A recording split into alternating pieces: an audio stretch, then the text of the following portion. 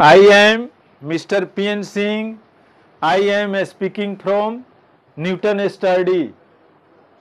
Today I am going to physics of class 9, which is related to chapter motion. I have already explained about some important terms.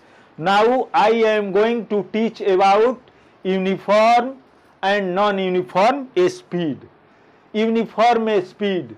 When a moving body travels equal distances in equal interval of time irrespective of direction, then it is said to be uniform speed. कहने का मतलब यह है कि यदि कोई object जो है इक्वल इंटरवल ऑफ टाइम में इक्वल डिस्टेंस कवर करता है तो उसको हम कहेंगे कि ऑब्जेक्ट जो है, बॉडी जो है, यूनिफॉर्म स्पीड से चल रही है। Which is clear by the following graphs. In first second the body covers 10 meter, in second second the body covers distance 10 meter, in the third second the body covers 10 meter distance, in fourth second the body covers 10 meter distances।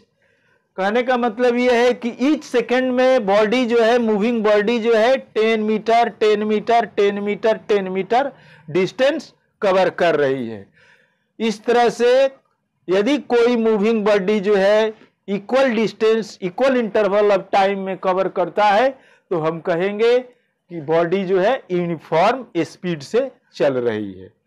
Second graph में first second में object जो है 15 metre distance cover करता है, second second में 15 metre distance cover करता है, third second में 15 मीटर डिस्टेंस, फोर्थ सेकेंड में 15 मीटर डिस्टेंस, फिफ्थ सेकेंड में 15 मीटर डिस्टेंस कवर करता है। इस प्रकार से हम देखते हैं दोनों ग्राफ में कि ईच सेकेंड में जो है ऑब्जेक्ट जो है इक्वल डिस्टेंस कवर करता है।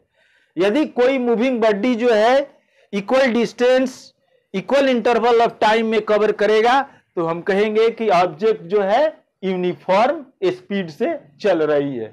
यदि कोई ऑब्जेक्ट जो है यूनिफॉर्म स्पीड से चल रही है तो उसका जो है डिस्टेंस फाइंड करने के लिए distance is equal to uniform speed into time, v into time. यदि कोई ऑब्जेक्ट जो है यूनिफॉर्म स्पीड से चल रही है तो उसके द्वारा डिस्टेंस ट्रेवल जो है फाइंड करना होगा। तो उसके लिए फॉर्मूला है uniform speed into time. When a moving body travels equal distances in equal interval of time irrespective of direction, then it is said to be uniform speed। यदि कोई ऑब्जेक्ट जो है equal distance equal interval of time में cover करेगा तो हम कहेंगे कि ऑब्जेक्ट यूनिफॉर्म स्पीड से चल रही है। सेकेंड टर्म है non uniform motion. When a moving body covers unequal distances in equal interval of time irrespective of direction, then it is said to be non-uniform speed।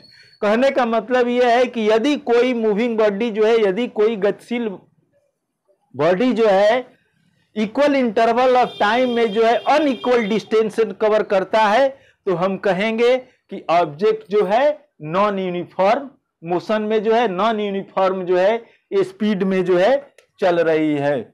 कोई object जो है non uniform speed और motion में जो है चल रही है। Which is clear by the following graph. In first second object covers 1 meter distance, in second second object covers 2 meter distances, in third second object covers 1 meter distances, in fourth second object covers 4 meter distances। कहने का मतलब यह है कि each second में जो है object जो है इक्वल डिस्टेंस कवर नहीं कर रहा है। फर्स्ट सेकेंड में 1 मीटर, सेकेंड में 2 मीटर, थर्ड में 1 मीटर, फोर्थ में 4 मीटर। इस प्रकार से ये जो है अनइक्वल डिस्टेंस से जो है कवर करता है, तो इसको हम कहेंगे कि ऑब्जेक्ट जो है नॉन यूनिफॉर्म स्पीड से चल रही है। ये जो है सेकेंड ग्राफ के द्वारा भी क्लियर है।